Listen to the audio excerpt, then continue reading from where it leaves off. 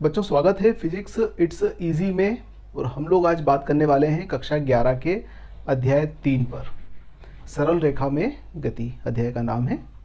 तो आइए हम अध्याय को शुरू करें। इसके पहले कुछ छोटी छोटी सी बातें जो हमारे काम में आने वाली है, कुछ कॉन्सेप्ट्स हैं, उनको देख लेते हैं। तो इस पार्ट में हम इन बिंदुओं पर बात करने वाले हैं जो हमने इस बोर्ड के ऊपर लिखे हैं। तो सबसे पहले हम बात करते हैं स्थिर अवस्था के ऊपर कि स्थिर अवस्था क्या होती है। वैसे तो आप सभी इस नाम से परिचित हैं और बहुत अच्छी तरह से जानते हैं कि यदि कोई वस्तु अपनी जगह पर स्थिर रहती है तो हम उसे कहेंगे कि वो स्थिर अवस्था में है। बहुत सामान्य शब्दों में अगर हम कहें तो स्थिर अवस्था को परिभाषित कर सकते हैं कि अपनी जगह से जो हिल डुल नहीं रही है वो स्थिर है। और दूसरा आता है गति अवस्था। तो यदि कोई वस्तु अपने स्थान पर स्थिर नहीं है, आगे पीछे दाएं बाएं ऊपर नीचे यदि गति करती है तो उसको उसकी गति अवस्था कहेंगे। तो यहाँ पर थोड़ा सा हम फिजिक्स की दृष्टि से अगर बात करेंगे तो हमें थोड़ी सी अलग तरीके से बात करना पड़ेगी। मूल बात तो वही रहती है, पर कुल मिलाकर ये है कि थोड़ा सा उसमें एक साइंटिफिक अप्रोच हो जाती है। हम उस दृष्टिकोण से बात करेंगे। तो स्थिर अवस्था और गति अवस्था, एक उदाहरण लेते हैं हम छोटा सा, जिसमें आपको दोनों के अंदर कुछ बात समझ में आएंगी। जैसे कि 3 दोस्त हैं, 2 दोस्त को ट्रेन में बैठकर जाना है। तो तीनों दोस्त प्लेटफॉर्म पर पहुंचे, ट्रेन आ गई और ट्रेन के अंदर 2 दोस्त जाकर बैठ गए। आमने सामने की सीट पर दोनों बैठे हुए हैं, एक दोस्त बाहर खिड़की पे खड़ा है। ट्रेन खड़ी हुई है, तीनों आपस में बात कर रहे हैं, तीनों स्थिर अवस्था में हैं। 2 दोस्त बैठे हुए हैं, एक दोस्त प्लेटफॉर्म के ऊपर खड़ा हुआ है। अब क्या होता है कि ट्रेन स्टार्ट हो जाती है और ट्रेन चलना शुरू होती है। तो जो प्लेटफॉर्म पर खड़ा हुआ दोस्त है वो देखता है कि उसके दोनों दोस्त ट्रेन के अंदर गति अवस्था में आ गए हैं, अब वो चलने लग गए हैं। पर ट्रेन में बैठे हुए दोनों दोस्त यदि आमने सामने बैठे हुए हैं तो वो अपनी स्थिति में परिवर्तन नहीं कर रहे हैं, वो वहीं बैठे हुए हैं। उन दोनों के बीच की दूरी उतनी ही बनी हुई है। तो वो दोनों एक दूसरे के सापेक्ष क्या हुए, स्थिर हुए। जबकि तीसरे दोस्त के सापेक्ष क्या हुए, वो गति अवस्था में हुए। कहने का मतलब ये हुआ कि स्थिर और गति अवस्था ये दोनों सापेक्ष हैं। मतलब ये कहें कि यदि कोई वस्तु स्थिर प्रतीत हो रही है तो वो स्थिर है, ये कोई जरूरी नहीं है। जैसे हमें पेड़ स्थिर नजर आता है, पर यदि अंतरिक्ष से जाकर देखेंगे तो क्या होगा, पृथ्वी गतिशील है। तो पृथ्वी के साथ में पेड़ भी गतिशील है, पर हमें तो पेड़ कैसे नजर आते हैं, स्थिर नजर आते हैं। तो हमारी जो अप्रोच होगी वो कुछ इस तरह से होगी इस अध्याय के अंदर। तो स्थिर अवस्था गति अवस्था की बात करना है तो इसके लिए हम बात करते हैं सबसे पहले कि यदि कोई वस्तु गति अवस्था में है तो हम उस वस्तु को कई बार बिंदु वस्तु के रूप में मानेंगे। जैसे सपोज एक दीवार पर चलती हुई चींटी एक बिंदु वस्तु है, दीवार काफी बड़ी है और उस पर एक चींटी चल रही है तो वो बिंदु वस्तु हुई। अगर एक बस 100 किलोमीटर की दूरी तय करती है तो बस की जो लंबाई है वो उस पथ की लंबाई की तुलना में कम है, तो हम बस को बिंदु वस्तु मान सकते हैं। ध्यान दीजिएगा शब्दों पर।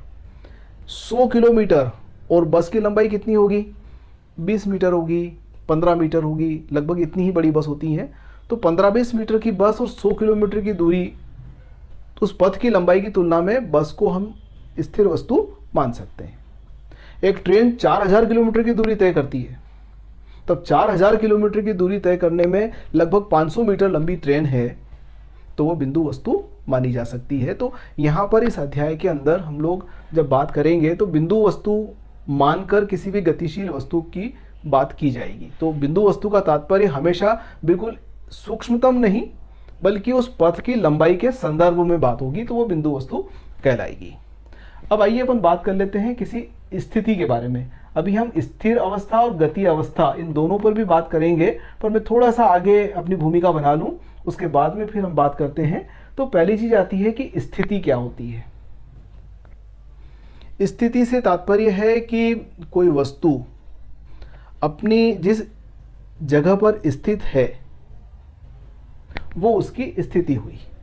जैसे मैं यहां खड़ा हूं, ये मेरी स्थिति हुई। अगर मैं 2 कदम इधर जाता हूं तो ये मेरी नई स्थिति कहलाएगी। तो स्थिति से तात्पर्य होता है कि हम किसी वस्तु को स्थिर अवस्था में है या गति अवस्था में है, इस बात को उसकी स्थिति से व्यक्त करते हैं। अब जब हमें किसी वस्तु को उसकी स्थिति के साथ व्यक्त करना होता है तो उस स्थिति को व्यक्त करने के लिए हमें संदर्भ बिंदु की आवश्यकता होती है।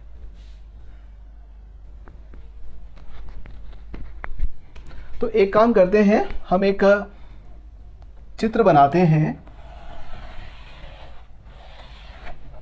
इस चित्र में हमें स्थिति और संदर्भ बिंदु दोनों की बात क्लियर हो जाएंगी। इस चित्र पर हमने यहां पर एक बिंदु लिया है O,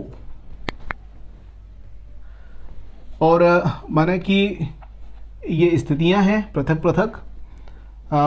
ये 50 किलोमीटर, ये 100 किलोमीटर, ये 150 किलोमीटर, ये 200 किलोमीटर। जैसे कि एक शहर है, उससे अगर हम बाईं ओर जाएंगे तो 50 किलोमीटर, 100 किलोमीटर, 150 किलोमीटर, 200 किलोमीटर पर अन्य शहर हमें मिलते हैं। इसी प्रकार से इसके दाईं ओर भी हम बात कर सकते हैं। तो दाईं ओर भी हम वही बात करते हैं कि ये विभिन्न स्थितियां हैं। माना कि ये -50 किलोमीटर, ये -100 किलोमीटर, ये -150 किलोमीटर। तो ये जो बिंदु है हमारा O, ये कहलाएगा संदर्भ बिंदु। और ये जो नजर आ रहे हैं अलग अलग, ये क्या हुई, इनकी स्थितियां हुई। हम किसी भी वस्तु को बता सकते हैं, जैसे एक बस है, वो 50 किलोमीटर पर है अभी बिंदु O से, तो ये संदर्भ हो गया, वो 50 किलोमीटर पर है। थोड़ी देर बाद यदि 1 घंटे बाद हम कहें कि वो 100 किलोमीटर पर है, तो इसका मतलब वो किस स्थिति में है, गति अवस्था में है। यदि वस्तु 50 किलोमीटर पर है, 1 घंटे बाद भी 50 किलोमीटर पर है, तो इसका मतलब क्या हुआ, उसने अपनी स्थिति नहीं बदली। तो स्थिति नहीं बदली तो वो कौन सी अवस्था में हुई, स्थिर अवस्था में हुई। आई थिंक क्लियर हो रहा होगा आपको कि स्थिति से हम स्थिर अवस्था और गति अवस्था को किस प्रकार से व्यक्त कर सकते हैं और संदर्भ बिंदु का क्या महत्व है। अब क्या होता है, कई बार तो जैसे संदर्भ बिंदु से हमारा काम हो जाता है, पर कभी कभी हमें अक्ष की आवश्यकता भी पड़ती है, क्योंकि गति एक विमीय गति भी होती है, द्विविमीय गति भी होती है, त्रिविमीय भी गति होती है। यानी कि एक वस्तु सरल रेखा में भी गति कर सकती है, उसकी ये गति एक विमीय गति कहलाती है। कोई वस्तु है वो तल में गति करती है, तो उसकी ये वाली गति द्विविमीय गति कहलाती है। और कोई वस्तु है जो आकाश में गति करती है, तो उसकी गति त्रिविमीय गति कहलाती है। तो फिर हमें संदर्भ बिंदु के साथ में निर्देश तंत्र की भी आवश्यकता होती है, ताकि हम उसकी स्थिति को भली प्रकार से व्यक्त कर सकें। तो निर्देश तंत्र क्या होता है? निर्देश तंत्र सामान्यतः, वैसे तो हम कई तरह से इसको परिभाषित कर सकते हैं, पर सबसे कॉमन जो तरीका होता है वो परिभाषित करने का, वो हमारी एक्स, वाई और जेड अक्ष, इसके द्वारा हम निर्देश तंत्र को व्यक्त करते हैं।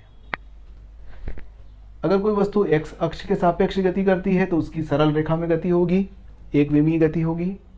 यदि कोई वस्तु एक्स वाई तल में गति करती है तो द्विविमीय गति होगी।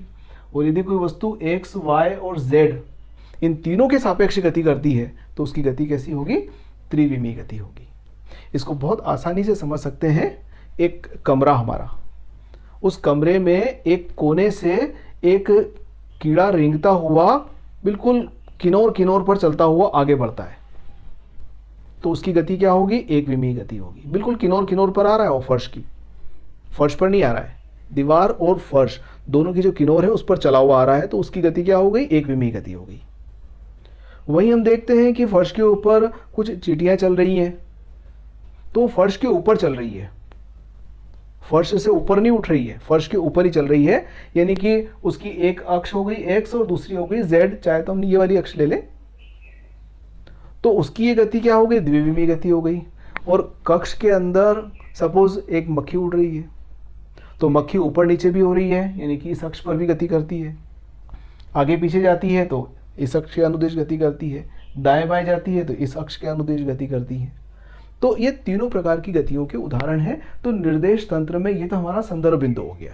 संदर्भ बिंदु से हम देख सकते हैं कि वो इस समय कहाँ है, तो बोले इस समय यहाँ है, एक्स अक्ष पर इतनी दूरी पर, वाई अक्ष पर इतनी दूरी पर, जेड अक्ष पर इतनी दूरी पर।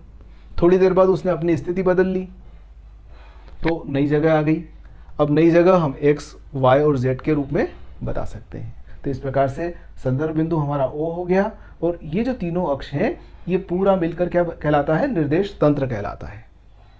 यदि हम इस निर्देश तंत्र में स्थिति को समय के सापेक्ष अध्ययन करें तो हमें वस्तु स्थिर अवस्था में है या गति अवस्था में है, ये पूरी जानकारी प्राप्त हो जाती है। तो ये मैं सोचता हूँ कि ये जो छोटी छोटी सी बातें थी, हमारी कॉन्सेप्ट्स थे, वो एक साथ आपको मैंने इस रूप में समझाने की कोशिश की है।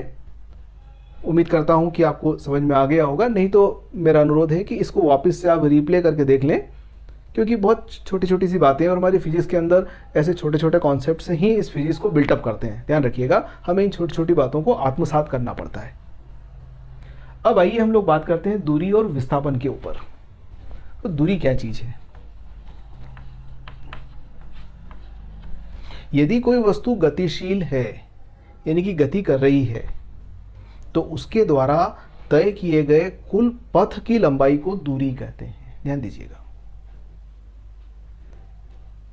यदि कोई वस्तु गतिशील है तो उसके द्वारा तय किए गए कुल पथ की लंबाई को दूरी कहते हैं।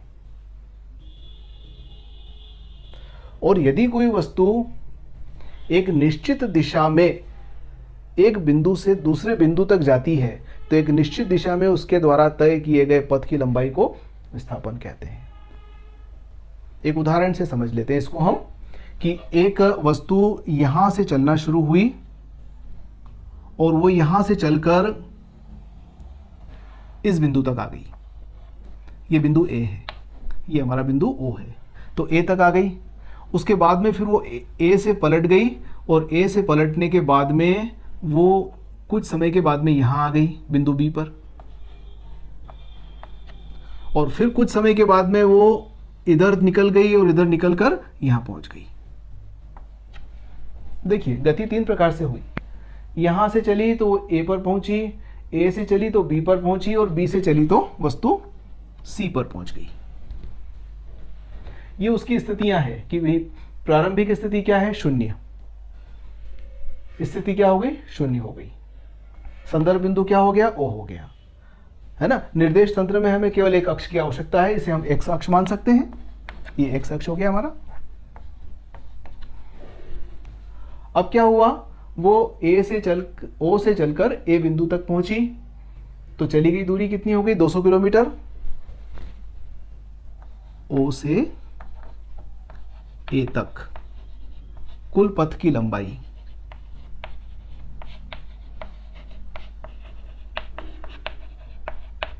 बराबर कितना? 200 किलोमीटर।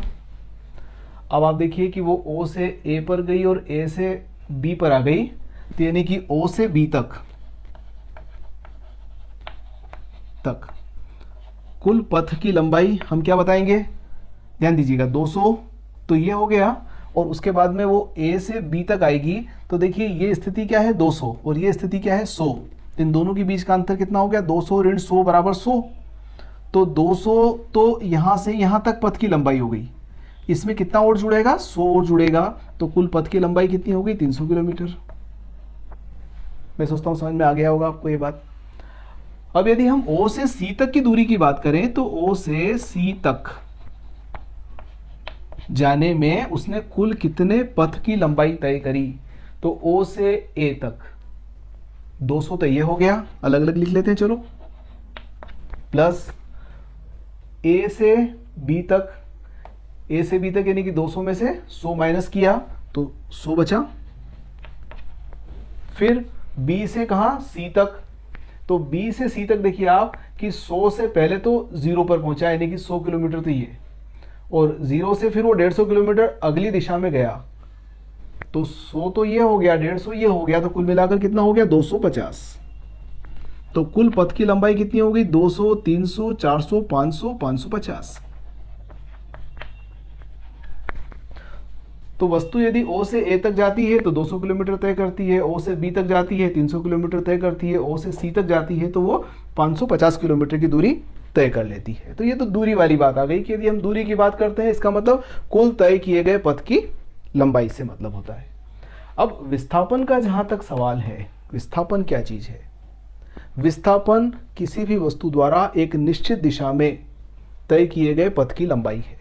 एक निश्चित दिशा होती है इसके अंदर, उसमें तय किए गए पथ की लंबाई को हम विस्थापन कहते हैं।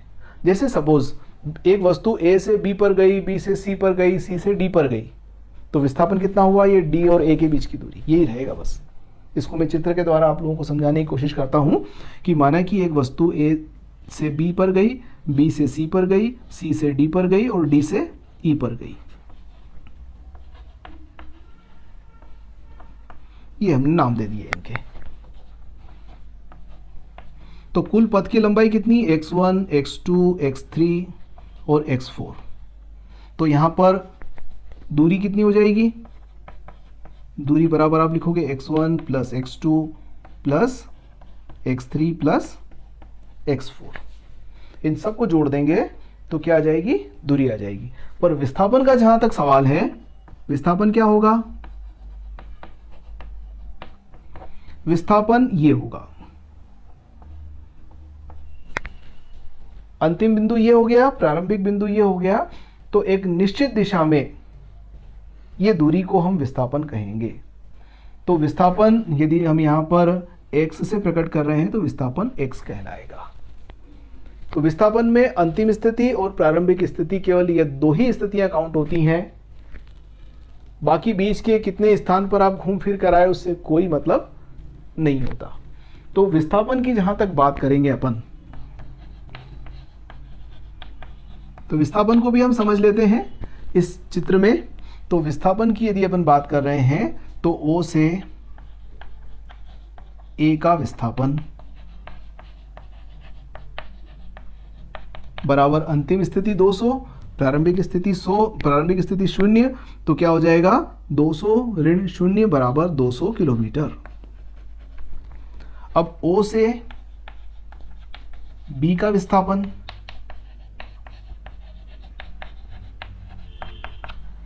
अब अंतिम स्थिति क्या है? B, प्रारंभिक स्थिति क्या है? O।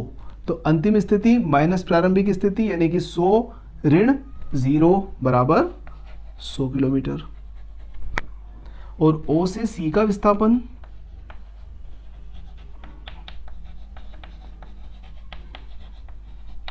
बराबर क्या हो जाएगा? अंतिम स्थिति माइनस प्रारंभिक स्थिति यानी कि माइनस 150 ऋण 0 बराबर माइनस 150 किलोमीटर। ये माइनस चिन्ह जो है ये दिशा को व्यक्त कर रहा है। आपकी जानकारी के लिए कि दूरी अदिश राशि है और विस्थापन सदिश राशि है। विस्थापन का मान धनात्मक भी होता है, जैसा कि यहां देख रहे हैं हम, शून्य भी हो सकता है। जैसे अगर वो वस्तु O से चलकर वापस O पर आ जाएगी तो विस्थापन शून्य हो जाएगा। और इस स्थिति में हम देख रहे हैं कि विस्थापन क्या हो सकता है? ऋणात्मक भी हो सकता है। तो OC जो है विस्थापन माइनस 150 किलोमीटर है, यानी कि वह विपरीत दिशा में, प्रारंभ में अगर वो इधर गई थी धनात्मक x अक्ष पर, तो वो अंत में कहाँ पर है? अभी ऋणात्मक x अक्ष पर है। तो ऋणात्मक x अक्ष पर 150 किलोमीटर दूरी पर है OC का विस्थापन, ये कहलाएगा। तो हमने बात किया दूरी और विस्थापन पर। अब एक बिंदु और बच जाता है हमारा, स्थिति और समय ग्राफ। इस पर बात कर लेते हैं। तो अब बात कर लेते हैं अपन स्थिति समय ग्राफ के ऊपर कि अगर स्थिति और समय के ग्राफ बनाए जाएं तो किस प्रकार से आएंगे। देखिए, हम एक अक्ष पर स्थिति को लेते हैं, दूसरी अक्ष पर समय को ले लेते हैं। तो ये वाली अक्ष हमारी समय अक्ष और ये वाली अक्ष हमारी स्थिति अक्ष। स्थिति को x से और समय को t से प्रकट कर देते हैं। अब माना कि एक वस्तु है जो 0 समय के ऊपर यहां पर है, t1 समय, ये t2 समय और ये t3 समय। t1 समय पर वो यहाँ है, t2 समय पर यहाँ है, t3 समय पर यहाँ है। अगर इन सबको मिला लें तो ये रेखा मिलती है हमको। अब आप देख रहे हैं कि स्थिति में कोई परिवर्तन नहीं है समय के साथ में। तो जब स्थिति में परिवर्तन नहीं होता है समय के साथ में तो वो स्थिर अवस्था में कहलाती है। तो एक स्थिर अवस्था में वस्तु है तो उसका स्थिति और समय का जो ग्राफ बनेगा वो एक सरल रेखा होगा और वो समय अक्ष के समानांतर होगा। जो सरल रेखा होगी ये समय अक्ष के समानांतर होगी और ये ग्राफ किसको प्रकट करेगा? स्थिर अवस्था को।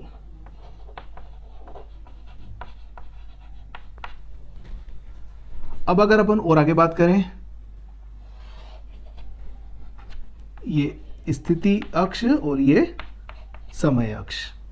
माना कि एक वस्तु 0 समय पर यहाँ है, t1 समय के ऊपर वो यहाँ है, t2 समय के ऊपर वो यहाँ है और t3 समय के ऊपर वो यहाँ है। उसकी स्थितियों में परिवर्तन हुआ है। ये t1 समय, ये t2 समय और ये t3 समय। प्रारंभिक स्थिति ये, उसके बाद की स्थितियाँ ये है। तो यदि हम इन सबको मिला लें तो आप देखेंगे कि एक सरल रेखा बन रही है।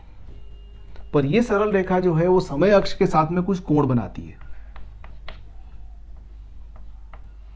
ये स्लोप कहलाता है, ढाल कहलाता है इस ग्राफ का। तो ये जो स्थिति समय ग्राफ है, यदि हम इस प्रकार से प्राप्त करते हैं कि समय बदलने के साथ साथ स्थिति भी बदल गई। देखिए आप, यहाँ x1 स्थिति में था, फिर x2 स्थिति आई, फिर x3 स्थिति आई, फिर ये x4 स्थिति में है। समय ये t1 समय है, ये t2 समय है, ये t3 समय है। तो अलग अलग समय पर स्थितियां अलग अलग है, यानी कि वो गति अवस्था में है, पहली चीज़ तो। दूसरा, आप देखिए कि समान समय अंतराल में स्थितियों में परिवर्तन समान है। प्रारंभिक स्थिति है तो उसके बाद में जो परिवर्तन हुए हैं वो कैसे हैं? समान है। तो चूंकि समान समय अंतराल में समान स्थितियों में परिवर्तन है, इसलिए ये जो गति है ये एक समान गति है।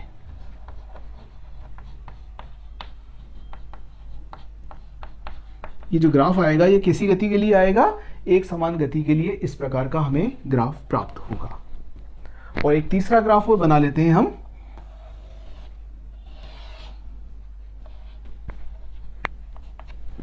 ये समय, ये स्थिति। अब माने कि एक वस्तु 0 समय पे यहां थी, ये t1 समय, ये t2 समय, ये t3 समय, ये t4 समय।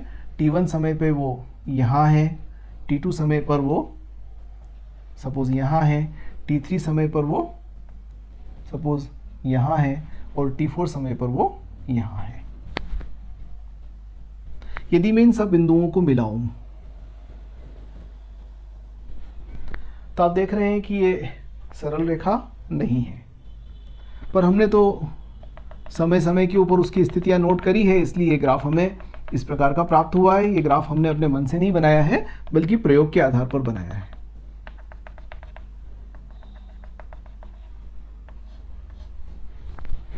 अब इस ग्राफ में क्या है? ये समय t1, समय t2, समय t3 और समय t4। ये इसकी पहली स्थिति हो गई, x0, ये x1, ये x2, ये x3 और ये बिल्कुल x4 इसके पास में ही आ रहा है, ये x4। अब आप देखें कि समान समय अंतराल में, ये समय अंतराल समान है, ये जो दूरियां हैं ये असमान है। तो जब समान समय अंतराल में असमान दूरियां तय होती है तो ये वाली गति क्या हो जाएगी? असमान गति। ये जो ग्राफ बनेगा ये असमान गति को व्यक्त करेगा। यहाँ पर वस्तु का वेग बढ़ रहा है, फिर काफ़ी कुछ स्थिर रहा, उसके बाद फिर घट रहा है और अंत में फिर ये वस्तु स्थिर हो गई। जैसे एक वस्तु x0 से चली और x4 पे जाके रुक गई। तो जब ग्राफ इस प्रकार से खड़ा होता है तो वेग ज़्यादा होता है, उसकी चाल ज़्यादा होती है, गति ज़्यादा होती है। और जब ग्राफ इस प्रकार से फ्लैट होने लगता है तो उसकी गति कम हो जाती है, और जब बिल्कुल समय अक्ष के समानांतर आ जाता है तो वह रुक जाता है। तो इस प्रकार से हम स्थिर अवस्था, एक समान गति अवस्था और असमान गति अवस्था को यदि स्थिति और समय ग्राफ के माध्यम से निरूपित करें तो इस प्रकार से निरूपित कर सकते हैं। तो आज इतना ही बात करेंगे। नेक्स्ट वीडियो के अंदर हम लोग वेग और चाल के बारे में बात करेंगे।